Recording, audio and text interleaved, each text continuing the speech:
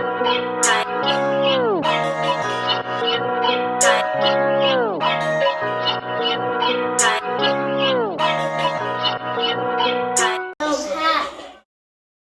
right, welcome, ladies and gentlemen, to another episode of No Cap Radio. We're here at Germanna Community College to celebrate the soul of the Roundtable. So we are very appreciative of the opportunity. And this is the first episode that we've done that actually included a panel. So this is a first for us, but we're excited to do this. So I'm thinking we'll do a brief introduction of our names and who we are and where we're from. So I'll start with myself. My name is Dion. Some may know me as Domi, Dow Jones, artist and songwriter.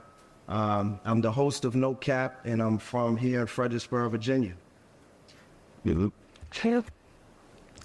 Hi, everyone. My name is Annetta Sharif. I'm a student at Germanna Community College. And yeah, this is my last semester here. Nice. I got you. Name is Timon Brown. Here at Germanna, I am the coordinator of student life and leadership. Outside of Germanna, I'm a public speaker and a coach on a business by the name of One Up Prep, and I work with student athletes. Okay. Hello, my name is Trenton Stinson. I am the co-founder and owner of Hope Hero 7 Kitchen, and we actually fight food insecurity as well through our nonprofit, The Hub of Hope, and happy to be here. Hi, I'm Aries Wilson. I'm the Title III Advisor for Equity Advancement, and I'm from Fredericksburg, Virginia. Hi, my name is Cliché Douglas, and I'm a student here at Germanna. And I'm from Texas. So. Nice. Well, I'm Maurice. I'm Easy. I'm the co-host of No Cap Radio. Definitely excited to be here. And since today we are talking about being in the kitchen, talking about good food and culture, I think the biggest question is, who up here can cook? Sounds just right here. So I know. Look, she raised her. I know. Okay. She cooks. Cliche. She definitely cooks. I know. Easy, great cook. Appreciate it. Aries. I can dabble in the kitchen. Okay, so you out this? Okay. Yeah, Annetta, we co-signed it. Annetta, you cook. Appreciate it. Okay. And Timon. I do enough. Okay. So Timon, tell us what's enough. We're gonna go down the line. I need your meal, man. Your go-to meal. You need enough. Well, technically, I'm a vegetarian by the title, so I don't partake in eating meat. But in particular, though, like my wife's favorite dish for me is mac and cheese. So I got enough in me to whip up a nice dish of mac and cheese. I know how to, saute fish and do all that other stuff as well. But so you got something to bring to the party. I got a little salt. I got a little, yeah. What about you, Annette? About me, well, I've been cooking, or I've been in the kitchen since I was like a baby, because my dad loves to cook. He's often caters for family members' events, so I basically grew up around food, and food was kind of like our community, the way we show our love to people. So I definitely have a little bit of experience. And was that back home because you're from Liberia, right? Yes, I am. So back home, that was you all's way of showing hospitality, cooking for the community? Definitely it was. Yeah, so that's really why we're here too, just to show how the culture is integrated into food is integrated into the culture, just so how that all ties into Black history. And we know that Black History Month is celebrated in February, but Black history doesn't stop with February. So yeah, and I know we didn't prepare these questions to the panel prior to Aries. Yeah, like we did, but this is all your personal experience, so it's no right or wrong, right or wrong answer. But what we are interested in to know, who were the prominent members of the household that ran the kitchen and individually. So we'll start with you, Aries. Okay, so I guess it's interesting, because I would say my mom, but actually it was my dad. And he was very military style with it. So, he got 3 hungry girls. He's working 2 jobs. My mom's working too. So everything he did was pots, big pots of spaghetti, right? He would do the mashed potatoes and the hamburger patties and the peas and big things of lasagna. Whatever he did, it was in bulk, so that would feed us for a few days. And we would eat the leftovers, you know. But what we saw growing up was our dad in the kitchen a lot, and so we kind of. I noticed I imitate his style when it comes to like spaghetti and stuff like that. Like I consistently make too much food in my little house. So I'm always bringing in leftovers to people, but like that's what we grew up with. That's kind of who took over the kitchen in my house. What about you, Cliche? I grew up with my Hispanic side. So my grandma was always in the kitchen, and I was always right behind her trying to learn how to make like tamales or enchiladas. And so to this day, bringing it to my Nigerian culture and mixing it, I try to incorporate both of my cultures. Oh yeah, I sound like you make some special stuff. Right. Nice. And it's cultural dishes. Nigerian enchiladas.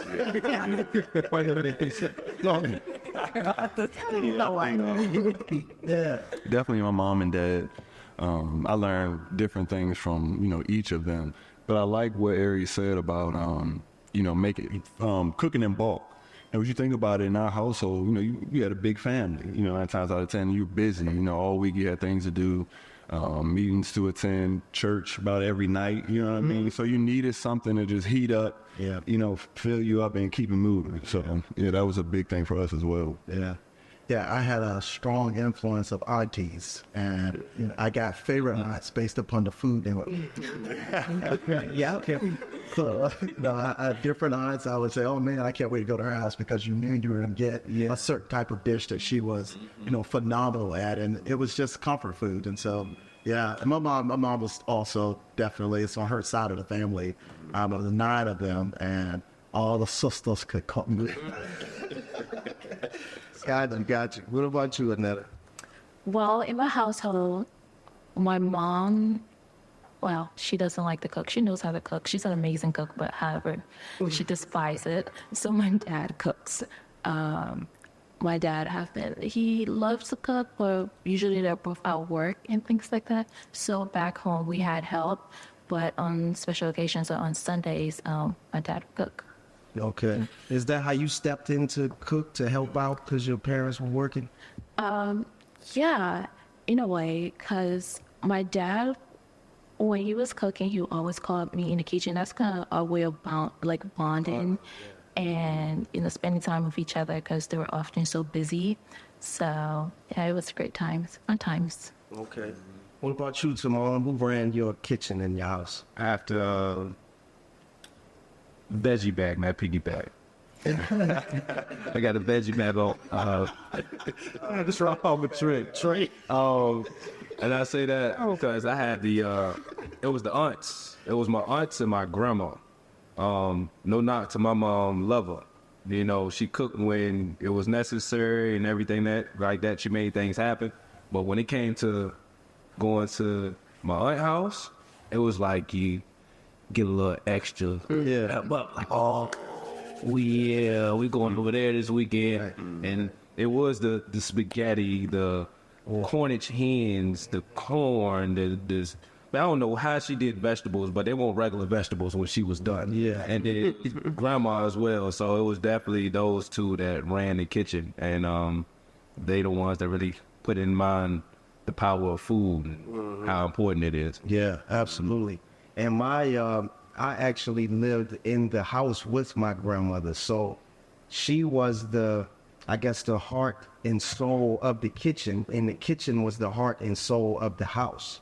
So there were a lot of conversations in the kitchen that I wasn't allowed to partake in, you know. So I think that's another question that we would like to ask is, what were some of the conversations in the kitchen and how they represented the household, the decisions being made? In my upbringing, the kitchen was the heart of the house. Yeah. Any feedback on that?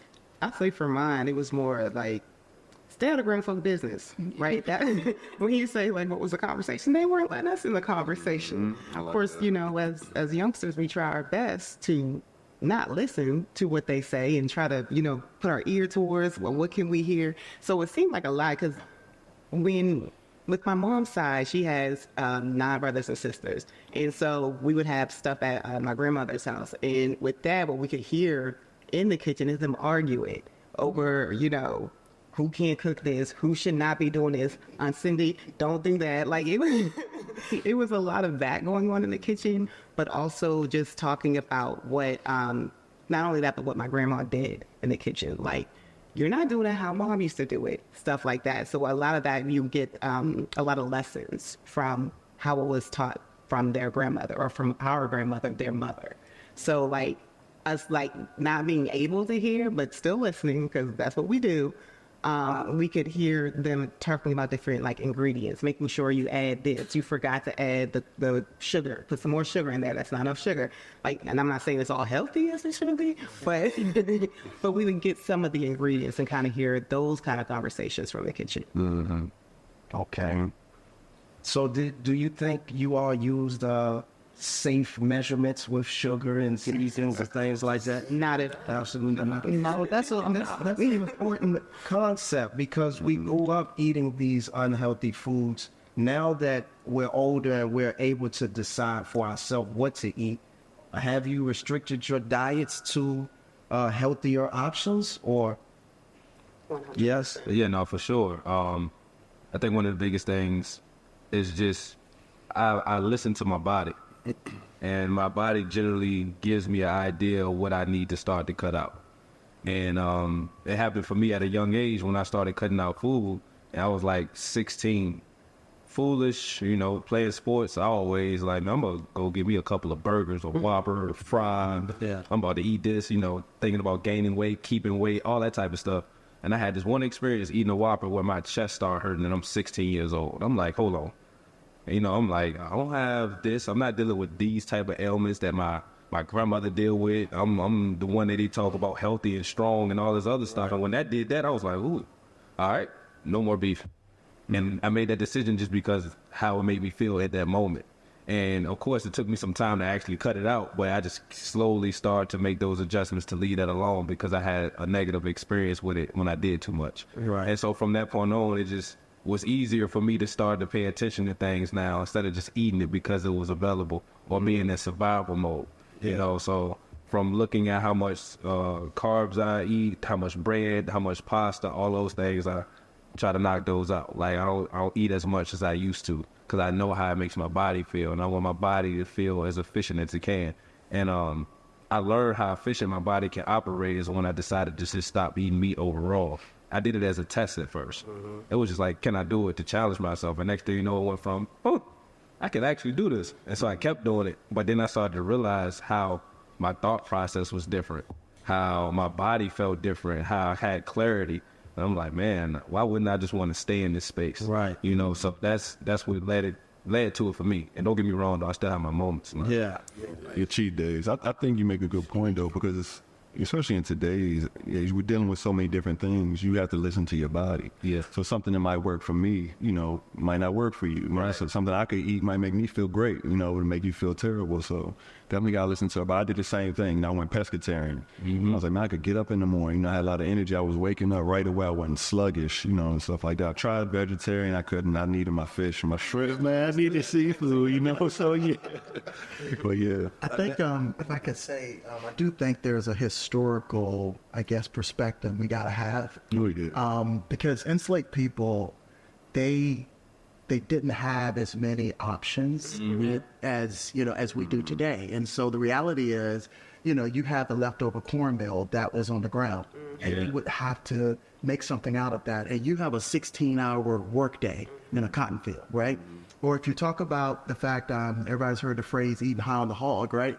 I mean, you have, hogs that were slaughtered, and the ribs and the tenderloin and everything was given to the master. But for the enslaved people, what they had to figure out is how to take one pot, how to layer it, how to build the flavors. And no, they didn't have the luxury of thinking about all the time the additional additives that were put in to create the flavor profiles that we enjoy today. They had to make do with what they had. And I think that that's critical and very important. I mean, we are blessed to get to stand on their shoulders today and say, you know, we can make a choice. Like somebody asked me earlier about do we cook chitlins, right? Or chitlins. I'm gonna say it the way we say chitlins, right? And I don't, but I have people down in Montgomery and Mobile, Alabama that they eat it from the rooty to the toonie, is what they say. They take the pig and they get it from rooty to toonie, right? And so the thing is, you know, they put a whole hog in the ground and it comes out and there's nothing wasted. And waste not, want not was also a common philosophy. So I just think that's something to think about when we think about our own decisions today. And the benefit we have today, the privileges we have today, the ability today to kind of be much more selective in what we choose. But, you know, that was not the case before. Yeah, I agree with you. And I think it goes back to Simone was saying, like, survival mode. That's how it was a lot in the house. Was like, you know, our parents made food or dinner for us with what was in the house, right? And what they could afford. So it's like, you know, maybe we did have these bologna sandwiches, you know, or maybe we had to just make do, legit. And so it is about survival. It was about survival. And I'm blessed that I don't have to go through that now, but a lot of my meals do. I'm like, okay, I'm going to do some tuna helper and we're going to put vegetables up in there, you know. It was a lot of little survival mode meals, you know, that we had to, me and my sisters just, it was dinner. Yeah. Spam, Vienna sausage. Yeah. Let me tell you, man, I had it hard. It was actually in college. For a week straight, I had a box of just add water pancakes and a pack of hot dogs. And luckily, I had syrup to put on my pancakes. By the end of the week, all I had was rice and a can of tuna. And I boiled the rice and I mixed it. The worst meal I ever had, but I needed something on my stomach. So that brings us to well, some of us may have had struggle meals coming up, right? So what was the worst struggle meal? You look at Timon, got one right now. What was your worst struggle meal? Oh man, my mom. I don't know why this it had to be the worst because I remember it. My mom, you know, usually you do the whole fried bologna, throw some onions on there. You find I seen my dad eat mayo sandwiches or syrup sandwiches, but my mom, I guess she was being creative. She took the noodles, cooked the noodles, found some ragu, like and I'm talking about the ramen. I'm talking about. I'm talking about the ramen noodles with the packets inside of them.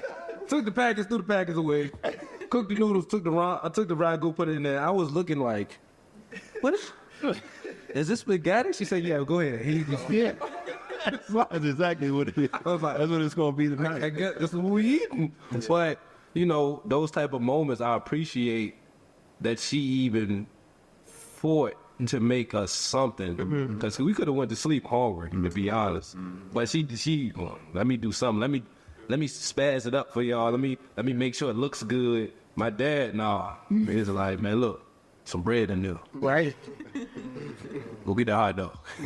So, that was it. I think that's how it was for me. I never got into the syrup or ketchup sandwiches. If there was bread, well, I'll just eat the bread. Like, you know. But you two? Yeah. Nodding your head. You were nodding your head when he was talking about the what we grew up eating or cut out our diet. So are there some things you cut out your diet since becoming an adult? Well, not necessarily, but there's a difference between the food from America and the food from Liberia. And so I was conscious enough, like when I came here, I was like 10, turning 11. So I still remember what food tastes like and how it made me feel as compared to how food tastes here and how it makes me feel. Back home, I would eat, because rice was our staple. So I would eat a bowl of rice with some stew and I would feel fine and like go out and play. However, maybe puberty has stuff to do with it, but like when I eat similar food here, I often feel sluggish and tired after and feeling sleepy. So that's definitely like a difference I've noticed. And also here, once you're eating the food, you tend to gain weight a lot faster than back home when you're eating the food there. So it's a lot of difference in the food. Okay. Definitely want to watch the weight. What about you, Trent? What's your worst struggle meal, man? Yeah, so when you asked that, I was reflecting back. You know, my mom did a great job of not letting me know how poor we were or how bad things were. And I remember having a collard greens, which at the age at that time, I didn't have an appreciation for collard greens. But she would somehow find a way to put turkey neck bone inside of it, you know, to give it some flavor.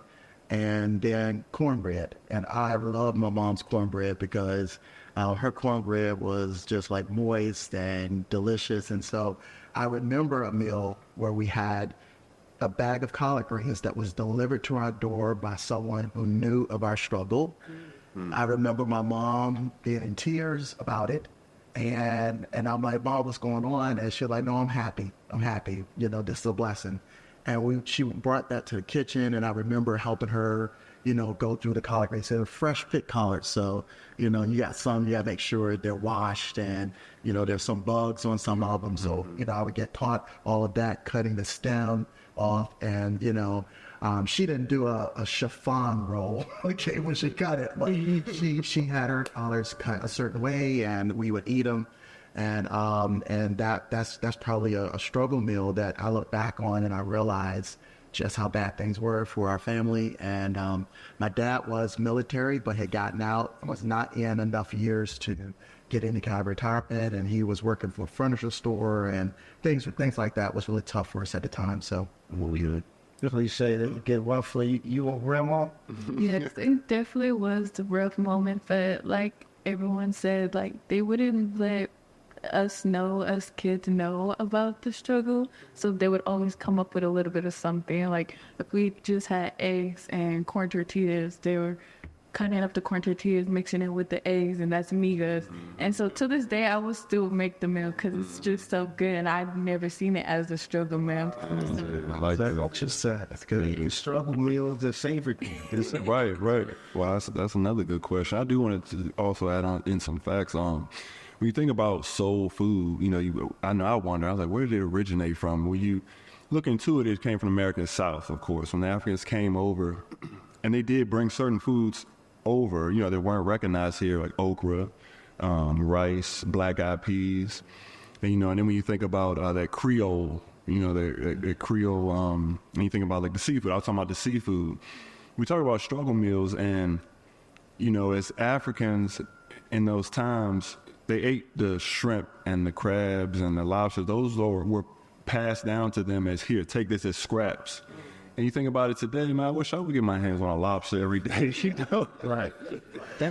So, and when you talk about favorite meals, that I went to New Orleans, you know, I experienced that culture, and that food, man, is the best food I've ever had was in New Orleans. Yep, we got somebody agreeing out here. But, so if y'all could share like a favorite cuisine, just your favorite all-time meal, you know, I'd like to hear that. So Mom got too many to. Yeah, it's not. I'm not well traveled enough to consider a different space or place. I do like food though, for sure. You know what I mean? And I like when we went to New York and how many options was in New York. I heard so much about New Orleans, so I don't even know if I want to go to New Orleans. Like, I just want to go out there to eat. That's it, nothing else. But when I sit here and think about my favorite meal, I go back to my aunt's house. It's my aunt. My aunt made this, like she did everything great. Mac and cheese, great. Potato salad, great. But it's something about when she makes spaghetti. I don't even need nothing else. I'm talking about my aunt's spaghetti so good to me that I was in this time frame, hey, I don't eat meat no more. It's been years now. My cousin, who I call my big brother, teased me every time I come around. Oh, you eat air sandwiches now, but you don't eat like us. But when she shows up and this spaghetti, I don't care if it's turkey in the spaghetti. I don't care if I gotta sit here and my body gotta feel crazy because I didn't eat beef. Like, it just was something about when my aunt did it. And she knew it. And so when she has it, I'm like, I don't even want to tell you. I want to say no. I'm gonna take the dish. Yeah. Whatever's in it, we're gonna go with it. So I had to say my aunt's spaghetti. Okay. Favorite. It's worth the health. It's worth it. But With the F. So what's favorite Liberian dish that we should know about? Oh, that's a hard question because everyone is good.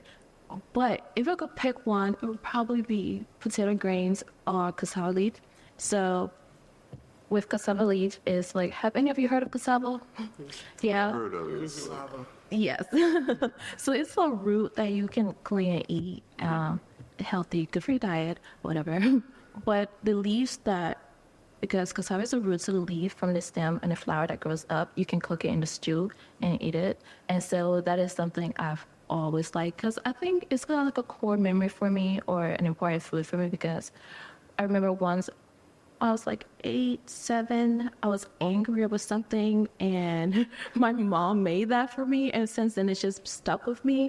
And so it's just been the like comfort meal if I'm feeling like sad or like a little out of it. Cassava leaf is the go-to. Yeah, she put some love in there for you. Right? Yeah. We'll go with you, Aries. Listen, I can't just pick one, okay? Because there's just so many different like meals that I love and that I enjoy. I'll say one family meal, like in my household, would be, and I talked about it earlier, but it's my dad with his the mashed potatoes, the gravy. First of all, I don't know how he makes his gravy so perfectly. I've always tried to make gravy. I cannot do it like he did, but it was like the best gravy in the world with the corn or either peas, whichever vegetable we have at the time. It's all just piled on top of each other. It's not like put in little spots. You just got to pile it on top of each other. That's my favorite dish, along with his pineapple upside down cake, which he has just coined. I don't know when my dad learned how to cook like this, but it was the pineapple upside down cake is amazing. Sometimes he overdoes it with the rum, but Got the cream. Got it. when it's not drowning in rum, it's really good. But that's like that in my household. That's like my favorite dish. But like across the board, like I love me some curry chicken, right? I love like crabs. Like having a seafood day with my family is amazing because it cost so much money back in the day. So like, the kids couldn't eat crabs. We couldn't sit at the table and eat crabs. Y'all could get have a leg or something like that. So like to do it now, it's just like, this is something we didn't get to do, but to sit at the table with my family and the conversations that we have and just sitting there cracking open crabs and like just, it's a good time. That to me was something I could not do when I was younger, but now as an adult, I love to do it and with my aunts and stuff now. Like, I'm a grown up now. We can do this. Yeah. So that's like a few of my meals now. There's a lot more, but So unfortunately, we were, thanks to Hope Heroes, able to eat prior to this show because naming all of these dishes hungry time. What cliche favorite dish? My favorite dish would definitely have to be something seafood. I love gumbo or a good seafood boil. With the prices, yeah. So, but that is definitely my favorite. I love me some crab legs. Yes. thought you was going to say the enchiladas that you that you got to bring in the office for us. I think Aries did make a good point. We were younger, because the question we have is, were you allowed in the kitchen? And you allowed it right at the door, where it was. But you knew if you stepped foot in that kitchen, you better have a good reason to be in there, right? Because you were going to get asked what you doing in here. And unless an uncle or aunt may have asked you something, you got your little 10 seconds of fame, and it was go back out there and play with the kids. But I know, in my household, we weren't allowed in the kitchen. I think big reasons were, obviously, there were these conversations, adult conversations that were going on in the kitchen. Wherever the adult conversations were, the adult drinks were in the kitchen. The crab legs were in the kitchen that you weren't supposed to be touching, and the other food was there, it might not have been ready yet. You were just in the way. So, so to be at the age we are now and to be able to, do the cooking, I think that means a lot, to actually have a hand in or have a say in those conversations now, and have a hand in the food and, be able to make some. I remember the first time me and my family hosted it was either a Christmas or a Thanksgiving meal. And I made the mac and cheese. I thought for sure, my mac and cheese is going to be good. And my brother, we were going around the table and he's getting some mac and cheese. He said, "Who made the mac and cheese?" I'm like, "Yeah, that was me." he was like, "Oh man, this mac and cheese is good." You know, just to hear that, you know, for the first time, it's like means a lot. It gives you pride, it boosts your ego. So, you know, it's a lot comes from the kitchen, you know, than just food. Yeah. Yeah, so it seems like that. Well, first, my favorite meal was my grandmother's salmon fish cakes with the fried potatoes, the peas, and the beets. I don't know if y'all know about beets. I ain't gonna say about beets. But it seems like a common denominator of different parts of the world growing up is love in the kitchen. It's the most significant thing. So, what are some of the things that you all think, and you could just jump out there, that you think lack in today's kitchens? The community and the family. I feel like nowadays, since everyone's, I mean, not their fault, because the way how we are, and everyone got to get their money, but we don't have as much community. Like for me, it's like growing up when my dad would cook, we'd be in the kitchen, he'd always be talking like he and my mom's relationship and how they met and how she was fawning after him or whatever. But that's not true, by the way. But that was definitely something we'd laugh about it. We'd tell jokes. But now it's like everyone's busy with their life and no one has time to get together and cook and share that memory or create that memory. So I definitely think community and family time in the kitchen. Okay. That's what I like. Which Yeah, I think she's spot on. You know, everything is such a rush for preparation, such a rush for convenience, such a rush for ingredients, how to make the ingredients more instant. And I think that, you know, before cooking was a big production, and it was important. And it wasn't just about what came out of the kitchen, but it also was about, you know, the process that we went through to do it. And so, you know, any of you guys ever heard of mullen or no? Mullen, succotash, maybe? Oh, yeah. Succotash, okay. Well, they're not the same, but mullen, similar, right? Similar. But they put these big old cauldrons outside, and, you know, the old men are standing around the pot, and you're talking about 6 or 7 hours easily. Who has time for that? And we don't want to, you know, enjoy the community, the socialization that happens. They talk about everybody's business at that pot, right? But I think that that's missing. And with that, they're also missing, you know, kind of the intentionality of what we produce. And if anyone's come to Hope Heroes Southern Kitchen, y'all know we take low and slow very serious. At times, you know, we will tell you we would rather make sure we got it right. We're dropping things fresh, and people, you know, we're trying to grow a audience of people that are willing to experience that. Not saying we'd be ridiculous, right? But definitely, look, we dropping your chicken fresh. You know, it hasn't been sitting under the heat lamp for 12 hours, you know? Hey, we really got to take time to make sure every ingredient that we're putting together is something that you're going to enjoy and that matters. And so I agree with you. Yeah. And Simone, you grew up in a southern kitchen down in Richmond. What are some things you think lack in today's kitchen?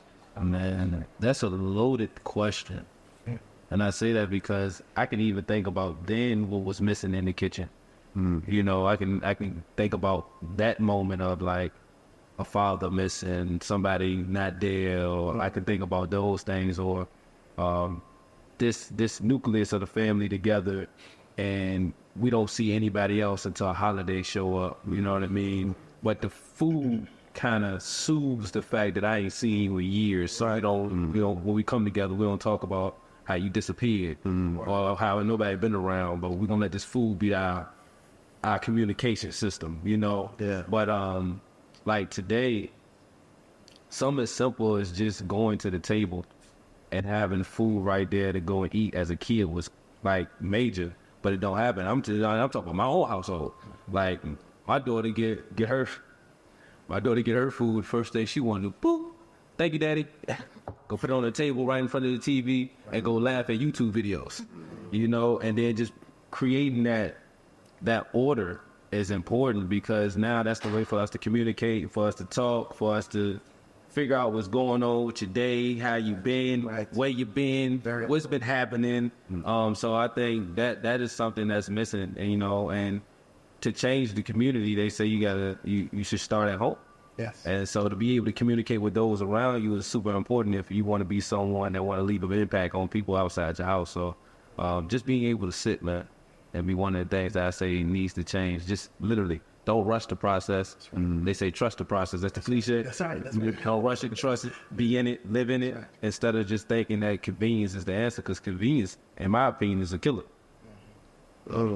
That is killing the oral tradition. I mean, you guys got to admit there are things that, that the older people would never tell you about, who's your cousin's daddy, right? And I tell you that, right? Like, you never know. You don't even know. Like, nobody know, and somebody know, but nobody know. That's one of the fifth conversations you're not allowed in. Oh, Right, yeah.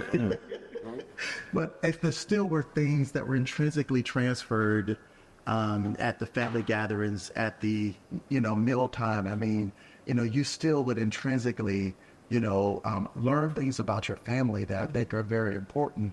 Aunts, uncles, you would learn things that were pretty unique. And I think it's important. Yeah. So, and I think maybe actually sitting down at a dinner table at a designated time instead of staggered dinners, hey, eat at 6, eat at 7. Absolutely. I just think that's something that's missing. But, cliche, what you think? I feel like originality and like actually making something homemade now is like a rare occasion, instead of like, oh, I want it instant, I want it now, I'm hungry now. Because back then, like, everything was like, okay, we're gonna make this from scratch. We're gonna make peanut butter cookies from scratch, and just little things like that is like, oh, now they make it instant, let's go buy it, or just add water. And so those are definitely things. Areas you nodding your head, you agree? Yeah, because a lot of stuff is just so convenient nowadays. So no one, let me order Uber Eats. Let me, get whatever I can get real quick from the store. It's already done. Those pre-bagged meals, everything is just put in the microwave, it's done. It does take away from really that process of learning how to cook, being in the kitchen with your family, being in the kitchen with your mom and your dad, and like watching what they're doing so that you can then go and do that as you get older. That a lot of that is missing nowadays. Yeah. Do we take questions? From the audience, man. I'm loving the topic. I'm saying, but when it comes to convenience, right? What about the conveniency of utilizing social media for new recipes? I think that's great though. Good Yeah. convenience. Yeah. Yeah. Like vegans is still like, my wife, she vegan. She hop on TikTok, find me some new stuff to make instead of like being in a household of people that just want to eat all this meat. Like, you don't know what to do, you know what I'm saying? They might, she cook one way and then, you try to find something else. So what about the convenience, like I said, the conveniency of social media and learning about food and just having access to other information. You see what I'm saying? I think that's amazing, especially for people who are like big foodies and people who like to cook and be in the kitchen, because you get to learn so many new recipes. Like, I feel like things like I didn't get to learn, like how to make my grandma's biscuits, right? She's my great-grandmother, right? She's long and gone now. So the recipe is gone in the family. No one in the family knows, but I can get on TikTok or Instagram and get somebody else's grandma's biscuit recipe, things that have not been written down or passed down, in my family, but I can learn from the other family. So I think that's great to be able to have that resource where I'm not getting, Pillsbury biscuits from the can, or trying my own recipe, or knows what's going to happen in my kitchen if I do that. So I like that option, to have that option. It is convenient in a good way.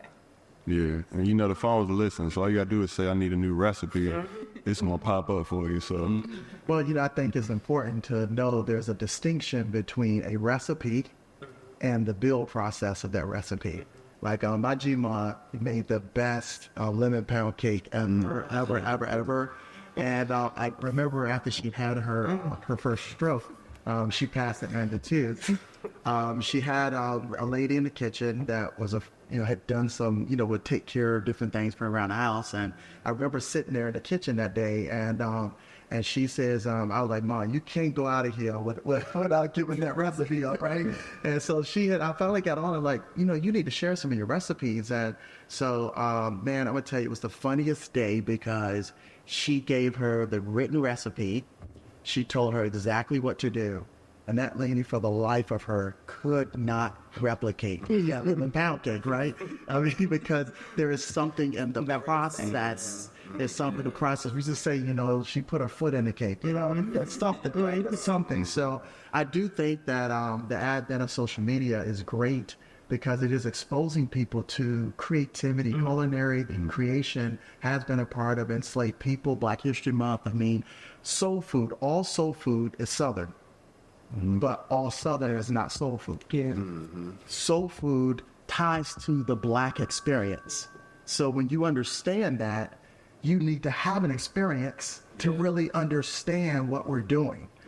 But if all you're going to do is just try to, you know, just like you, excuse the expression, use the bathroom, it's functional, it's transactional, I just got food to the table. I mean, you're really missing on the beauty of learning and the feeling I get when you get the collard greens right. You know, they're not bitter. They have that right flavor profile. They got that hint of vinegar, right? You did it right. The mac and cheese, right? You did it right. But it was a build process. It's not just about the recipe. Can I add something to that? I think that one of the things, as you said, you enjoy the craft. You know, you enjoy the craft of making it. Like, it's not even about the result happens to just be the icing on the cake. It was the process of going through it, learning it, seeing what was right, what was wrong, you know, and getting to that. So you enjoy the craft. Yeah. Today, not everyone enjoys the craft. And it may not even just be talking about food. You're talking it to anywhere else. Right. Because sometimes we get into these places in life where it is just about what we're going to make annually, how much we're going to make monthly, how fast can we get this now, how can we get, everything is just immediate. It's the convenience of it all sometimes. But when we slow down and we start to look at things, the craft and all of it, like, is where the experience is. This is where we all grow. We grow when we look to master something. That's right. You know, and one of the greatest things we can master is ourselves. And one of the greatest ways to master ourselves is to master our consumption and what we eat. And we can be patient in crafting up food for ourselves. What else can we be patient in crafting, you know? But we have to be mindful, because as we do that, sometimes it is still an outside voice saying, hey, you need to do this now. You got this going on. You know, you got to go to work. You can't be up all night doing this. So it's just so much going on. But what I hear is just that mastery is that joy. Yeah, and the word that you said is operative is experience, right? When you made the mac and cheese, and your brother across the table is just having this moment, right? And he's like, who made this? How did you feel, right? So that is the fuel, the passion that, you know, sometimes it's hard in the kitchen. I mean, it's hard. It's hard work. It takes a lot of effort. But if you really love making people really experience something wonderful and bringing love and compassion and smiles and happiness, it's worth the effort. You know, if that really is what it's about. So even more than the craft, it is the outcome or the result of people really smiling. And I mean, man, we could change the world around the table, right? Yeah. I mean, we could sit at the table, if people get good food, minds and hearts can be spoken to, and I think lives can be changed. And I think there's proof of that everywhere. So I think it was Aries brought up the convenience of eating today. And when you think about the history of Black culture and food and all of the arrests and sit-ins and jail time that our ancestors had to endure for us to have the privilege to have restaurants like Hope Heroes, or even go and eat in restaurants, how does that make you all feel as Black people? Proud for me to even be able to carry any parts of their story, though I cannot carry the entire story. There are dishes that I cannot figure out. They just it's a way that it's done, and you have to know how to do it. But to carry any part of the story, the tradition, the experience, is, you know, you're standing on shoulders of giants. You know, people, how many of you guys in the audience love chicken and waffles? Yeah, chicken and waffles, right? there's a black restaurateur named Joseph T. Wells that created that, and he created it out of necessity. So he was running a restaurant with a club that played music. It was into 2 a.m. in the morning, and he would have leftover chicken, and his breakfast in the morning that he opened up would be waffles. And he was trying to figure out what to do with this leftover chicken. And what he came up with was he was going to take his early morning waffles that he was serving and add chicken to it. It became a hit. And I'm telling you that all soul food comes from the South. And it is Southern.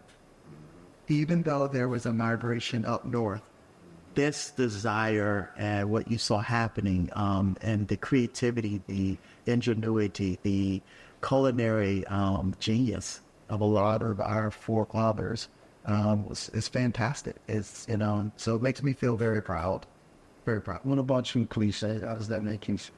I feel like proud as well, like how history has changed and we're able to show more and do more than what we were able to do back then. And being able to own your own restaurant and things like that, that's very big and it's a big accomplishment. And just being able to have a voice now is a big deal. Support. How about you, Aries? I guess it makes me feel blessed. Blessed that, I'm able to enjoy the things now because of the past, right? And also blessed of the experiences that I got to live as a child. Like, I'm blessed that I was able to have those family dinners and those connections, because I think about it now, we don't do it very often. We do it on holidays, like you were saying. And, even back then, not necessarily the food was always good. I'm not gonna lie. My aunt sometimes would mess up with the macaroni and cheese. It was her thing, but every once in a while she would mess it up. But still sit at that table and having that joke. Frida, what did you do to the macaroni and cheese? And everybody just laughing about it. Y'all remember that one time when Frida did macaroni and cheese? I mean, that's an experience that I take with me forever, and I miss those experiences. But I'm blessed that I got to have those experiences. So, and just in general, just blessed that I get to live the life because of what everybody else has done. Right.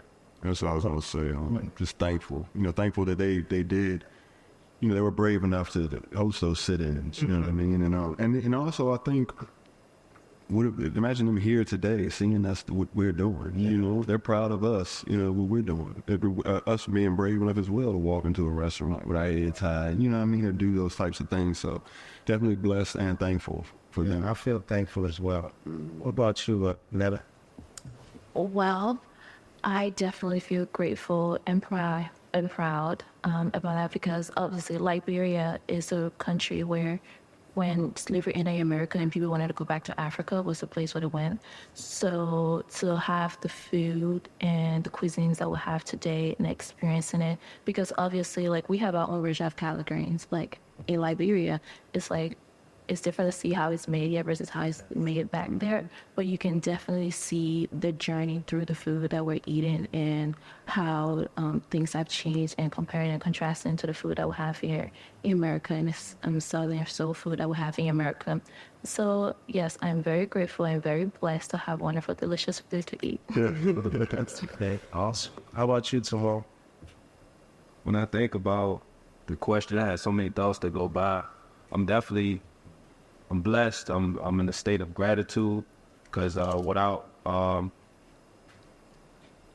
the ancestors doing what they did, no telling what their experience would be now. In the same breath of that, I also consider what else should be done. What else does it look like moving forward? Yeah. How can things continuously advance? Because the work isn't done, And Trent, he said it earlier about standing on their shoulders of giants, and which we do.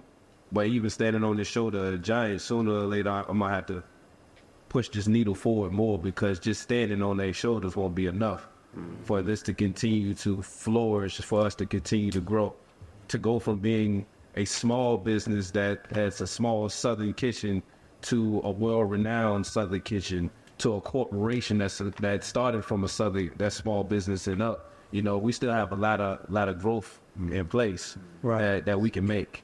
So, you know, even though they have put us such in a great place, it's not a place, in my opinion, to be complacent. It's not. It's like, all right, you did this for me to do this. Not for me to be like, yeah, we made it. No, it's not. We got to continue to work. So that's my thought process. So do you think legitimizing on the corporate level is one of those ideas that you have in mind for the future of the Black community and culture? I think there has to be context with that, because to be on that corporate level, it's whose corporate level? I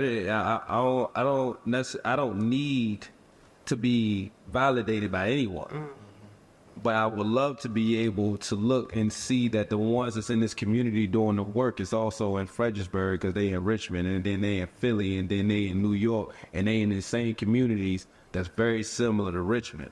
As I started traveling more, it was very interesting to me that the cities may look a little bit different, but the spirit that was in a certain community was the same from the communities I came from in Richmond. So I knew exactly where I was when I started traveling.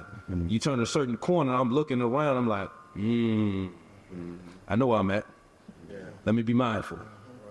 Because it has a certain energy and a certain spirit about it. So I don't necessarily say being corporate to fit whoever's bill of corporate that is, but to be able to stand together and know, hey, we have this as a unit and we're unified as a people, that this can be a mainstay. For instance, I give you one more thing. Brooklyn Park, Richmond, Virginia, there's like 8 barbershops and less than 1 mile. I'm not a game. This is not a joke. This is serious. That's true. And what sense does it make? That's right. What sense does it make? Why is it 8 barbershops in less than a mile? We have a strip on Brooklyn Park that can literally host numerous boutique stores, grocery places, fresh foods that then this community is predominantly us. Yes. We won't even have to leave out of Brooklyn Park for anything. They say our dollar don't go around our community for long. Imagine being able to just be there, because it is unified on that front and we are advancing the mission. And so now we know it's the Southern Kitchen on Brooklyn Park is this Southern Kitchen. We know we can eat from here. These 2 barbershops or in this hair salon here, we don't need 15 variations of everything. Like, I think now it's just that aspect. If we talking corporately that way, then yeah. But if we talking corporately just to fit the mold of the capitalistic system and everything else, then we got a whole nother conversation. Understood. As a restaurateur, though, I will tell you, to your question, working capital is the biggest challenge for many restaurants, because you got to manage food costs, labor costs. I mean, there's a lot that comes into being able to scale. So we have a new set of challenges. Our forefathers persevered through a different set of challenges. We're standing on their shoulders. We got to find a way forward to go through and persevere. I will tell you, when I was in Philly recently, I didn't verify this, but I had a gentleman at the consulate. I was asking him, he was a brother, and I said, hey, any good Southern or soul food or Black-owned restaurants that I could go in? And he says, none of them are open anymore. None of them. And I said, none? He says, no, I grew up here. I was born and raised here. He says, Caribbean too. He says, they all have closed down. And I said, why? And he threw his shoulders up at me. Now, I don't know what each individual story may be or the reason for it, but I will tell you that's a challenge for many restaurants in general, but definitely from a Black entrepreneurial standpoint. Access to capital is going to constantly be a barrier that has to be overcome, that has to be defined has to be really approached in a better way for a lot of different small businesses. So Understood. So I just want to, is there anything that someone that is not from a Black cultural background that we could share with them before we get out of here? I know we have a hard stop in about 5 minutes, but is there anything that you think that we haven't covered that you all would like to share? Well, because of social media, we have a lot of people trying things from different culture and different things like that. And so often people take creations from Black people and not giving them credit. And so with that being said, like if you decide to try food from a Black culture, please make sure to give credits to where you're getting that recipe from or where you're getting this product from. It's powerful. It's really good. So when I think about Black food, what do you all think is the future for Black food in general? Like the soul food, even Black History Month, having events like this. What do you all think is the best way forward for us now where we are? It's a thought-provoking question, I know. It's a heavy question. Yeah. I would say that we need to invite everybody we can to the table. And I think we invite everybody we can to the table. I think there is opportunity for story, opportunity for, joint experiences. Soul food is really still the story of all of us. If you look at it, hoe cakes, we have this dish we call hoe cakes, and hoe cakes are Amazing. But, believe it or not, they were George Washington, our first president's favorite dish. Okay? He got that from the enslaved people, on his estate. And hoe cakes and honey became something he wanted every morning. So when you think about this, hoe cakes tell a much fuller story than just the Black experience. So we should bring everyone to this table and talk about it. Dialogue is critical for everyone to understand that, I don't run Hope Hero Southern Kitchen as a, Black establishment that is just for Blacks. I don't ever do that because that's not how we designed our business model. We want it for everyone.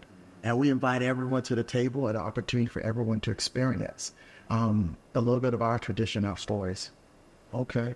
I think a big thing, we talk about what's lacking in the kitchen.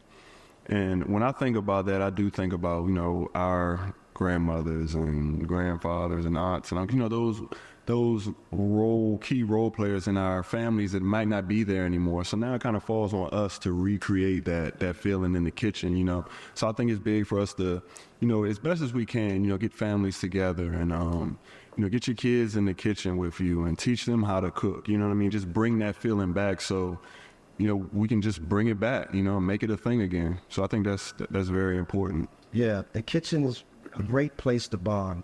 And since we do have an audience here at No Cap today, I would like to open it up to you all. Is there any questions or things that you would want us to address while you have us here for these few moments? No questions. That's good. That means we covered everything. Awesome. But tell you, slow down. Yeah. And enjoy your food. Absolutely. That's some great advice, John. Well, this is, ladies and gentlemen, another episode of No Cap Radio here at Germanna Community College at Soul of the Roundtable. Thank you all for tuning in. It's No Cap.